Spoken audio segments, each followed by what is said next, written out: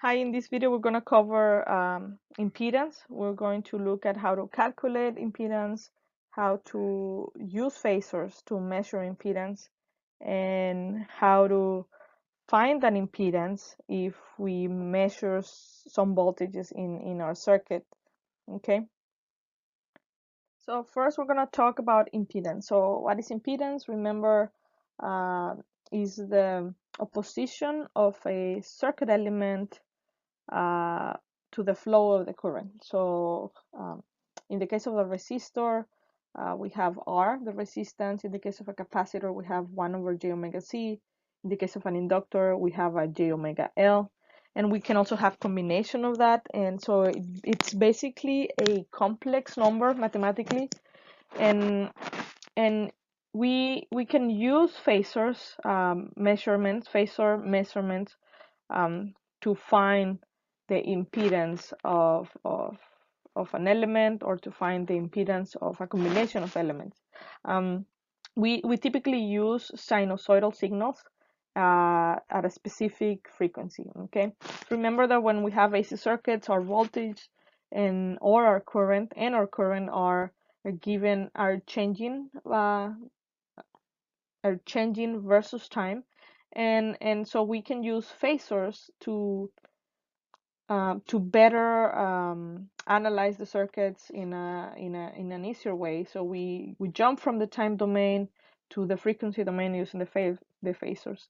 And so the first thing that we need to look at is what do we mean by phasor measurements? Okay, so the idea here is that we can measure a voltage using an oscilloscope, and we typically have one of the signals as a zero reference phase, as a zero phase reference. So what does that mean? That means that typically we choose the source of a circuit as the reference, but that means that it would have an angle of 0. Okay, so that's what we mean the zero phase reference. So in this case, for example, we're going to assume that our blue signal is the zero phase reference, so that's our reference, and the red signal is our channel 2, or the voltage, second voltage that we need to measure.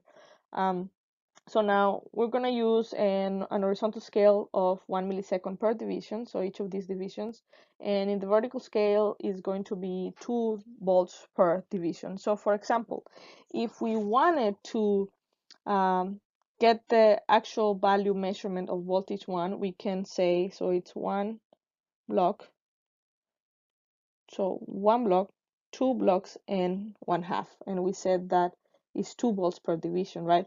So in this case is 2 volts, that's 4 volts, right?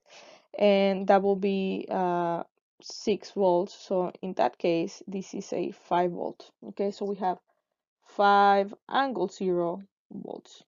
Okay, in the case of the red one, you can see that it's a 4, it's in the second line. But now what about the phase, right? And you can see that whenever they are not aligned, so the peaks are not aligned, that means that they have a different phase and a different phase angle. And we could also say that channel 2 is the 0, but in this case we were saying the blue one. You always have to pick one, basically. And like I mentioned, typically whatever is your source, whatever is connected to the source, you use that as the reference. So how do we measure the phase, right? So for that we need to measure delta t. So what is delta t? Delta t is the difference in the peaks, for example. So we can take the peaks, and that will be delta t. So we need to measure that. The other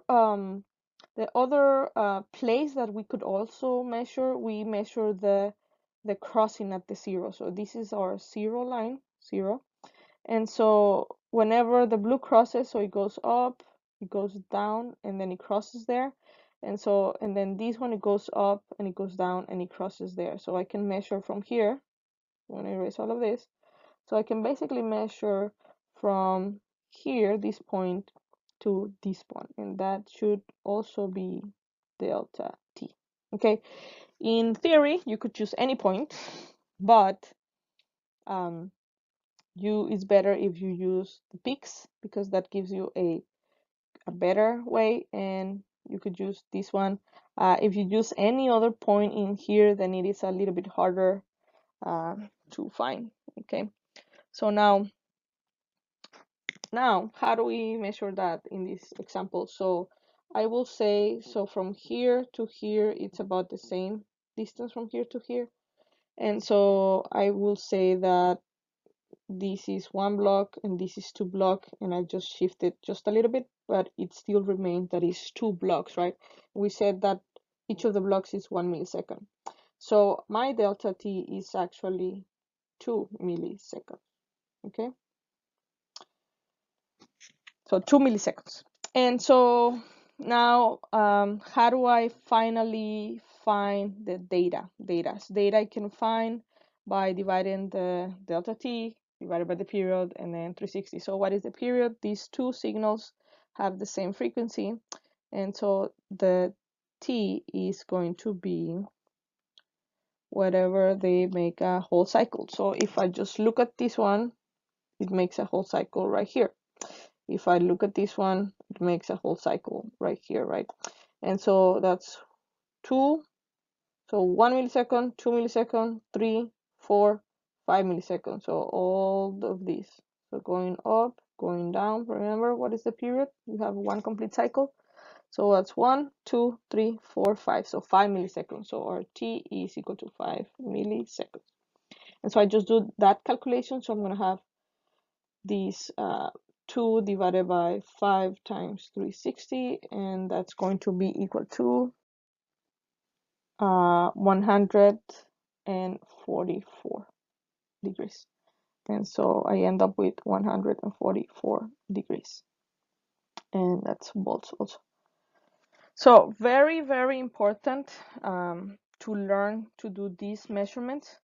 Now, the last thing is, how do we determine if it's lagging or leading? That's going to be saying if it's going to be a minus 144 or a positive 144. So in this case, what is it? So in this case, since the red one is behind the blue one, behind, what I mean behind, so if you look at this line, which one is more to the left? So the blue one is more to the left, and the red one appears or happens after the blue one.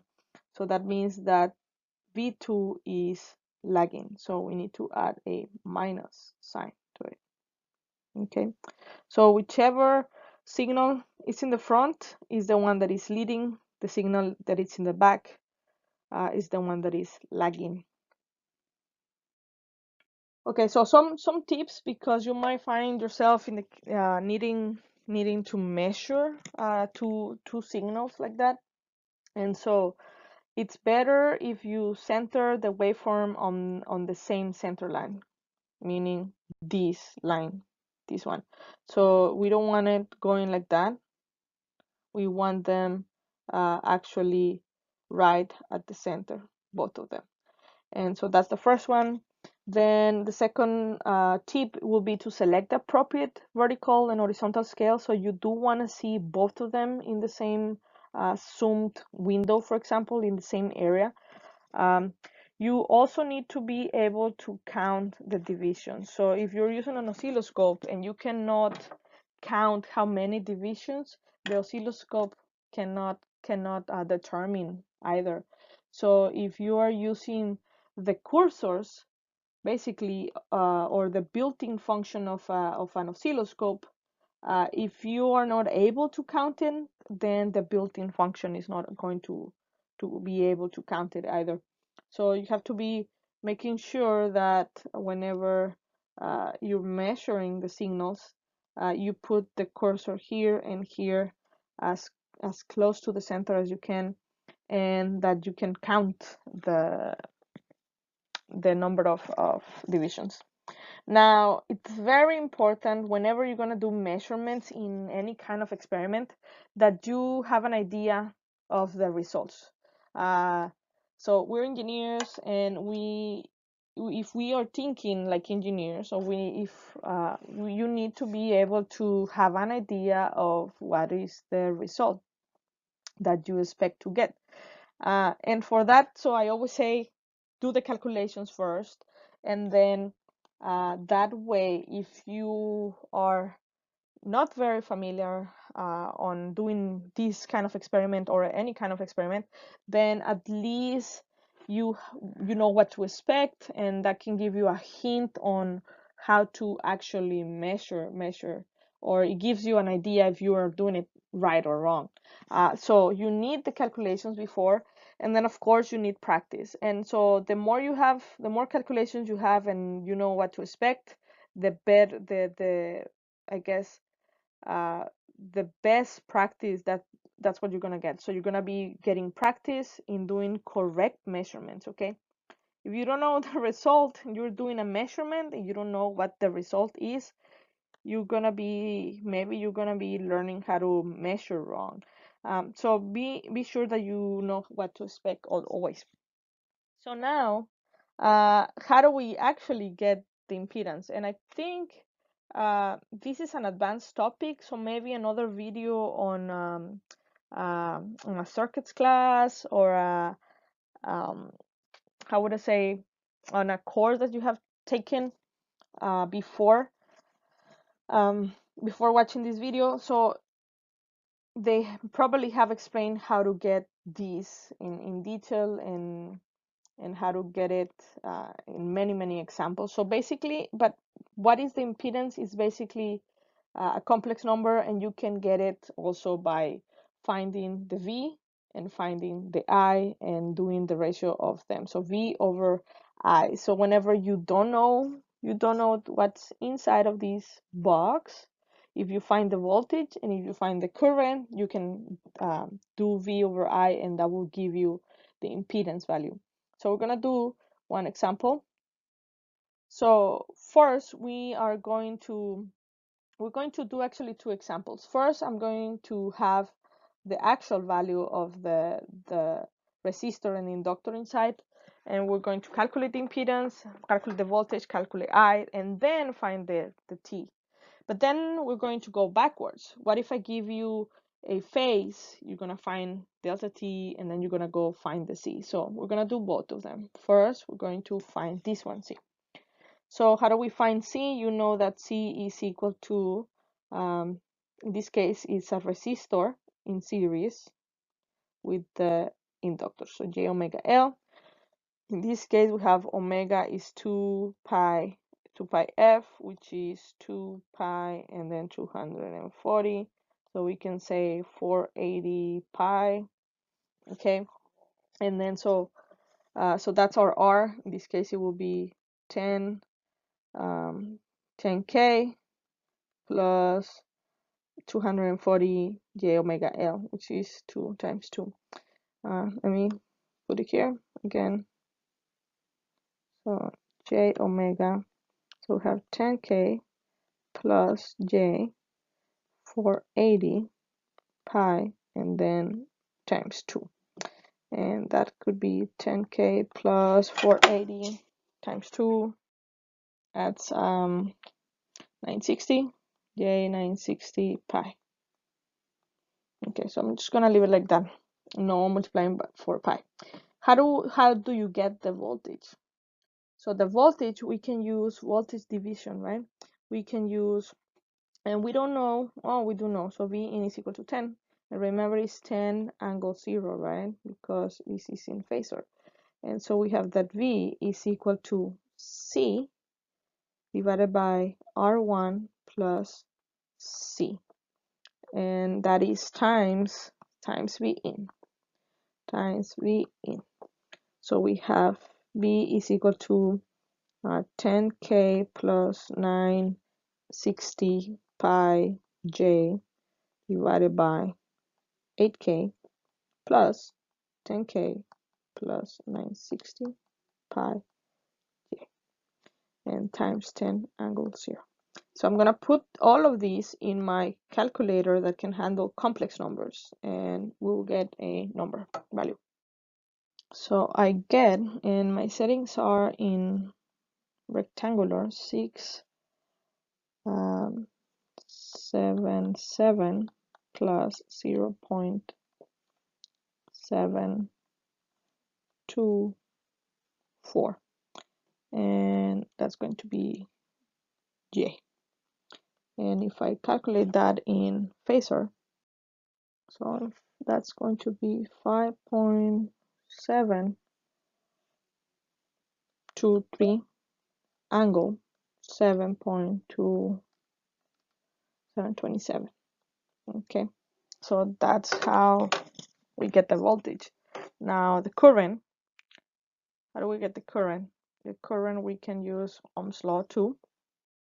We can, for example, do I is equal to the total impedance. So C, actually the total voltage, V in, divided by the total impedance, V total. And so that will be 10 divided by total impedance would be 18K plus 960 pi E.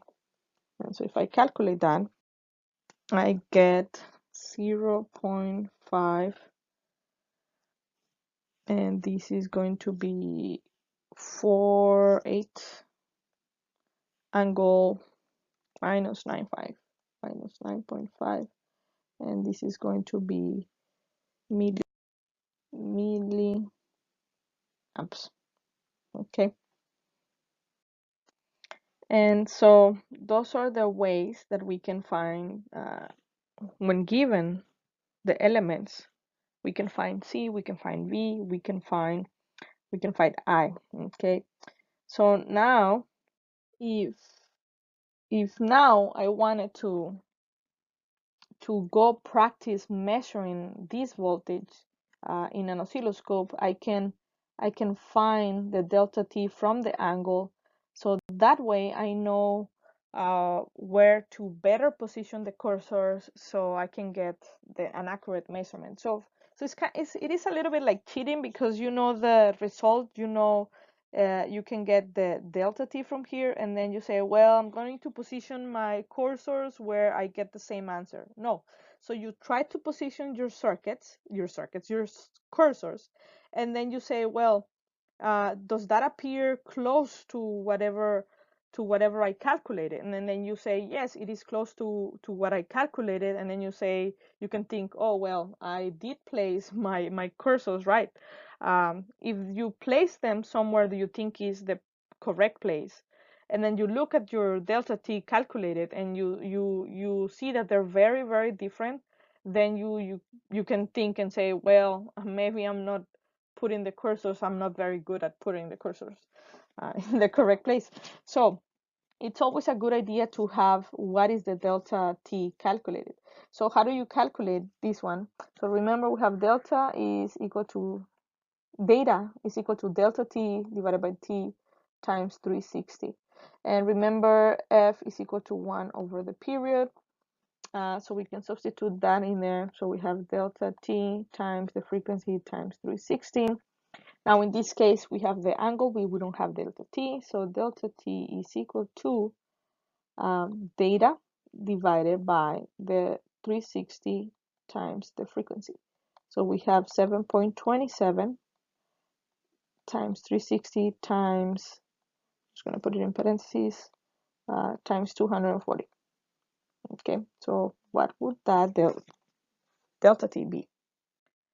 I end up with 84.14 microseconds. So if you have something close to that, then you can assume that you are putting the cursors in the correct place. What if I want to go backwards? I don't know what's inside the C, but what if I am giving the voltage B? So the voltage from here to here is 4 angle 30. Okay, so let's just find out what can we do. So first thing, can I find the current? Okay, and can I find the C? Okay, remember that C we could find V over I, right? So if I find B is given, right? So if I find I can calculate C. So how can we find I? So remember I have this voltage, and remember I have this voltage, right? So here I have 10 angle 0, here I have 4 angle 30. So how can I find the current going here? Just think about a little bit of circuit analysis and remember how do we do this kind of thing. So the way we actually, so you can pause it and think how to get it, but just pause it and come back and you will see the answer, right? So we take this voltage minus this voltage divided by the resistor here, basically. So we have V in, we're gonna do V in minus V divided by R1. So that's basically what we do, okay? And am I using any frequency right now? I'm not using the frequency, right? So let's just calculate. I'm gonna use the space here to calculate I. So V in minus 4 angle 30 and then divided by 8 kilo. So let's see what I get for that. So I'm getting 0.854 angle minus 17.01, and that's milliamps also. So now that I have that, I can definitely do the C one, right? So I can do C, and C will be V for, let me just write it out, V divided by I, which is 4 angle 30 divided by 0.854 angle minus 17.01, and that's milliamps. So I'm going to calculate that and we'll see. I get a 4681.75 angle 17.01. Okay, let me just recheck that number. Yeah, something wasn't making too much sense, especially the angle. Remember when we do division of polar numbers, you do the angle of the top minus the angle at the bottom, and so the 17 didn't make much sense to me. So that's why I said let's recheck. So it is actually 47. And so you can divide 4 divided by 0.854 milli, and then 30 minus 47. And so this is what we get. And this is in polar coordinates, so I needed usually impedance, we usually put it in rectangular. So let's do that. For that I get a 3192.09 plus 3424.80. We can do 07J. Okay, so what does this mean? What does this mean in terms of elements, right? So this means that I have a resistance of these plus, and this is a positive, so I have an inductor that is going to have J omega L, this value. So if I want to solve for this, I need to set it up equal to omega L is equal to 3424.807. And then I know omega, remember, omega 2 pi 240, which is the 480 pi. And so I need to solve that. L is equal to 24.807 divided by omega, which is 480 pi.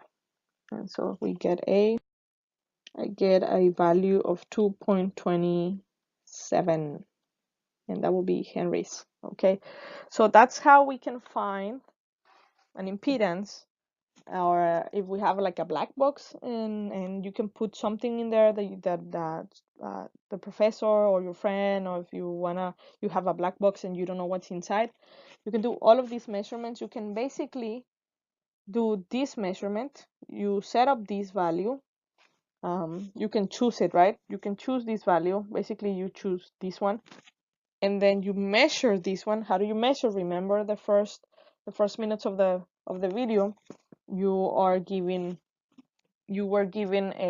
two signals in the oscilloscope, so you can measure this one along with the how do you say? Yes, along with the delta t. So now one thing is, what is delta t here? So if you measure this one, what the delta t is, how do you find the delta t? So in this case, the delta t comes from the 30, right? So you have that angle is equal delta t divided by t, then 360 times 360, and that's equal to 30. So you basically have to solve for the delta t in this equation. And so t is 1 over f, so you actually end up with a delta t times f times 360, that's equal to 30. And if you solve for delta t, you end up with 30 divided by f times 360. Okay. In this case, we have a value of, so I get a value of a 0.35